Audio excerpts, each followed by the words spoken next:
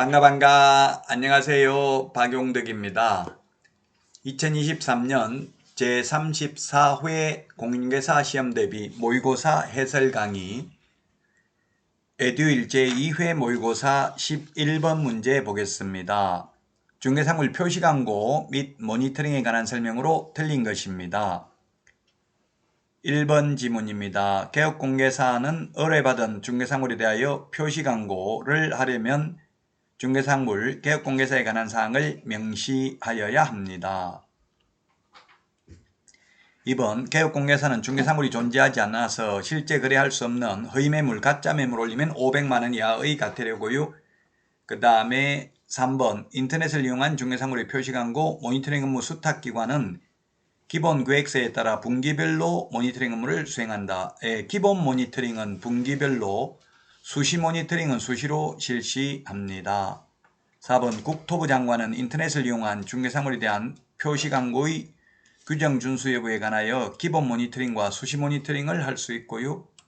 5번 모니터링 기관은 수시 모니터링 업무를 수행한 경우 해당 업무에 따른 결과 보고서를 업무를 완료한 날로부터 10일 이내가 아니라 15일 이내에 국토교통부 장관에게 제출해야 됩니다. 15일 이내고요. 기본 모니터링은 30일 이내입니다. 그래서 10일 이내 X가 되겠습니다. 광고라는 말 들어가는 거 반드시 시험에 출제됩니다. 자, 다음은 12번 문제 보겠습니다. 인장 등록에 대해서 옳은 것인데 법인의 주된 사무소에서 사용할 인장의 경우 대표자가 보정하는 인장이 아니라 법인의 인장이죠. 그래서 1번은 X고요. 그 다음에 2번 등록인장을 변경한 경우 7일 이내에 변경 등록해야 되기 때문에 X고요. 3번 분사무소 인장 등록은 주된 사무소 등록관청에 해야 됩니다. 그래서 3번 X고요. 4번은 분사무소에서 사용할 인장의 경우 법인의 대표자가 보정하는 인장을 등록할 수 있다. 예, 맞습니다. 등록할 수도 있고 주된 사무소 인장을 사용해도 됩니다. 그 다음에 5번 소속공개사 인장 등록은 소속공개사 중개보조원에 대한 고용신고와 같이 할 수 있다. 그리고 등록 신청할 때 개업공개사는 같이 해도 되고요. 별도의 인장 등록 신고서에 의해도 됩니다. 다음은 13번 문제입니다. 13번 휴업, 폐업 신고에 관한 설명으로 틀린 것입니다. 1번 개업공개사가 등록 후 3개월 초과하여 업무 개시하지 않는 경우에도 미리 신고해야 됩니다. 2번 개업공개사가 임신, 출산을 한 경우 6개월 초과해서 휴업할 수 있고요. 3번 휴업기간 변경 신고하려면 등록증 첨부해야 된다. X네요. 이미 등록증은 반납된 상태죠. 첨부할 수 없죠. 휴업신고, 폐업신고할 때는 첨부해야 됩니다. 휴업신고했다가 변경신고하는 거니까 이미 반납되어 있는 상태니까 또 첨부할 수 없습니다. 따라서 3번이 정답이 되겠고요. 4번은 세무서장이 부가가치세법 시행령 제13조 제5항에 따라 휴업, 폐업신고서를 받아 당해 등록관청에 송부한 경우에는 휴업, 폐업신고서가 제출된 것으로 본다.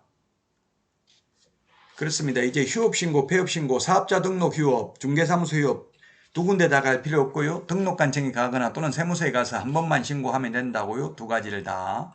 민원인의 편의를 위해서 바뀐 제도고요. 5번 법인인 개업공개사는 분사무소를 두는 경우 분사무소별로 휴업, 폐업, 재개, 변경 신고할 수도 있습니다. 정답은 3번이 되겠습니다. 다음은 14번 문제 보겠습니다. 틀린 것입니다. 의뢰인이 비공개를 요청한 경우를 제외하고는 개업공개사는 전속중개계약을 체결한 때는 7일 이내 정보망 또는 일간신문에 정보를 공개해야 됩니다. 그리고 전속중개계약을 체결한 개업공개사는 2주일에 1회 이상 업무처리 사항을 문서로 통지해야 됩니다. 3번 전속중개계약은 법령이 정한 계약서에 의하여야 하며 의뢰인과 개업공개사 모두 서명 또는 날인한다. 계약서 확인설명서만 서명 및 날인이고 그 외의 모든 서류는 서명 또는 날인이 되겠습니다. 전속중개계약서 사용해야 되죠. 4번 임대차의 경우에는 공시지가 공개하지 아니할 수 있습니다. 공시지가 공개해야 된다. X. 인적사항은 공개하여서는 아니 되고요. 공시지가는 공개하지 아니할 수 있다.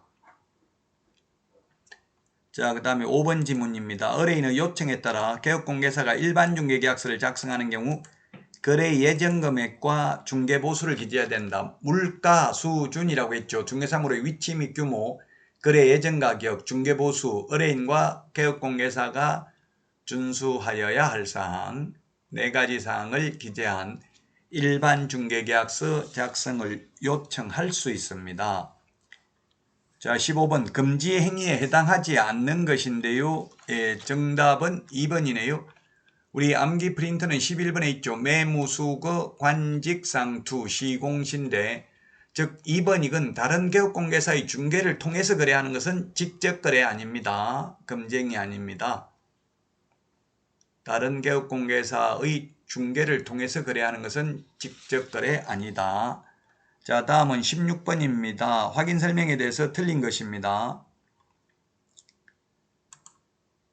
1번 개업공개사는 선량한 관리자의 주의로서 확인 설명해야 되고요.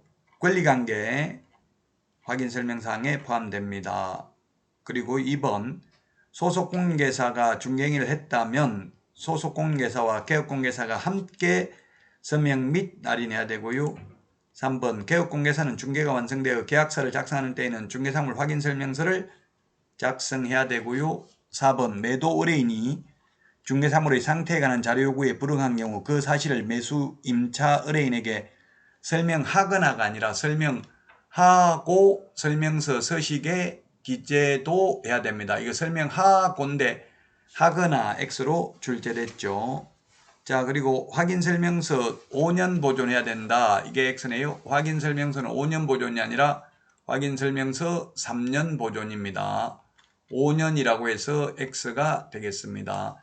거래계약서 5년 보존이고요. 확인설명서 전속중개계약서는 3년 보존이 되겠습니다. 다음은 17번 문제입니다. 계약서 작성에 관하여 옳은 것입니다. 1번 개업공개사는 중개 완성된 때만 계약서를 작성 교부해야 된다. 맞습니다. 이게 옳은 내용이네요. 기출문제 지문입니다. 자, 그 다음에 2번입니다. 계약서는 표준 서식이 정해져 있다 했는데 정해져 있지 않고요. 국토부 장관이 표준 서식을 정해서 사용을 권장하고 할 수 있는데 현재 권장하는 계약서 없습니다. 그 다음에 3번 확인설명서 교부일자 필요적 기재사항입니다. 그 다음에 4번 전자계약서 작성하면 따로 종이계약서 출력해서 보존할 필요 없습니다. 5번 이중계약서, 다운계약서, 업계약서 적으면 가태료가 아니라 임의적 등록 취소 안 하면 업무정지할 수 있습니다. 다음은 18번 문제입니다. 손해배상 책임 보장에 관하여 틀린 것입니다. 답은 일단 3번이 되겠네요. 3번. 개업공개사의 고의과실로 인하여 의뢰인에게 재산상 손해를 발생한 경우 그 손해를 배상할 책임이 있습니다. 개업공개사 등이 아닌 제3자, 이게 뭐냐면 쉽게 말하면 무등록 중개업자를 통해서 거래한 경우에는 보증보험 가입이 안 되니까 또는 협회 공제 가입이 안 되니까 보험금을 못 받는다는 이야기입니다. 공인중개사법상 책임은 없습니다. 다만 민법에 따른 불법행위로 인한 손해배상 책임은 있겠죠. 공인중개사법상 손해배상 책임이 없다는 말은 보험금, 공제금, 공탁금 지급 대상은 아니다. 왜? 보험가입 자체를 못하죠? 무등록 중개업자인 경우에는. 그래서 답은 3번이 되겠습니다.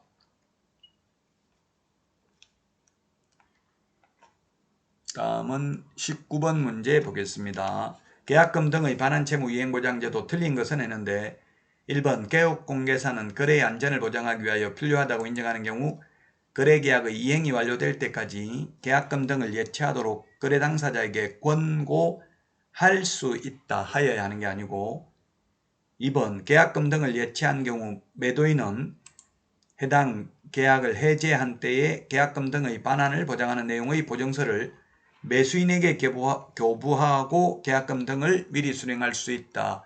매수인에게 교부한다가 X죠. 예치 명의자에게 교부합니다. 예치 명의자에게. 계약금 등의 반환 채무 이행보장제도, 이때 계약금 등이란 계약금뿐만 아니라 잔금도 포함되고요. 강행 규정이 아니고 임의 규정입니다. 계약 성립할 때까지가 아니라 이행이 완료될 때까지 예치하도록 권고할 수 있습니다. 예치 명의자, 예치기관, 반환보증서 발행기관 기억해야 되겠습니다. 해마다 출제되는 문제는 물론 아니고요. 3번입니다. 보험업법에 따른 보험회사는 예치 명의자가 될 수 있다. 예치 명의자, 개공은 신체보전 이렇게 암기를 했죠. 개업공개사, 공제사업을 행하는 자, 은행, 최신관성, 신탁업자, 보증보험회사, 보험업법에 의한 보험회사, 계약 이행관리 전문회사가 예치 명의자 될 수 있습니다. 예치 명의자 될 수 없는 것, 매도인, 매수인, 그 다음에 법원 명의로 예치할 수 있다. 제3자 명의로 예치할 수 있다. X로 출제됐습니다. 자, 그 다음에 4번 개업공개사는 거래 당사자에게 공인중개사법에 따른 공제사업을 하는 협회 명의로 예치하도록 권고할 수 있습니다. 5번 개업공개사는 계약금 등을 자기 명의로 금융기관 등에 예치하는 경우 자기 소유의 예치금과 분리하여 관리될 수 있도록 해야 된다. 네 돈 내 돈 섞어놓고 찾았으면 안 됩니다. 자, 다음은 20번입니다. 중개보수에 대해서 틀린 것입니다. 1번 권리관계 등의 확인에 소요되는 실비를 매도, 임대, 의뢰인에게 청구할 수 있습니다. 매수, 임차, 의뢰인이 아니고요. 그 다음에 보수 지급 시기는 거래 대금 지급이 완료된 날 잔금 처리야 받을 수 있습니다. 자, 그 다음에 주택 외의 경우 주택 외입니다. 국토교통부령이 정하는 범위 내에서 쌍방으로부터 각각 받는다. 쌍방 각각. 국토교통부령이 매매든 임대차든 0.9%죠. 최대 0.9%까지 받을 수 있고요.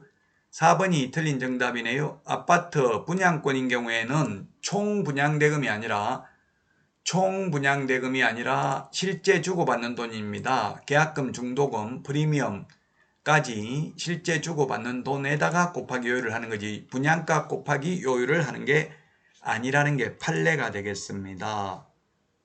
자, 그 다음에 주택 소재지와 사무소 소재지가 다른 경우에는 사무소 소재지 관할 시도 조례가 정하는 보수를 받아야 된다. 예, 그렇습니다. 사무소 기준입니다. 정답은 4번이 되겠습니다.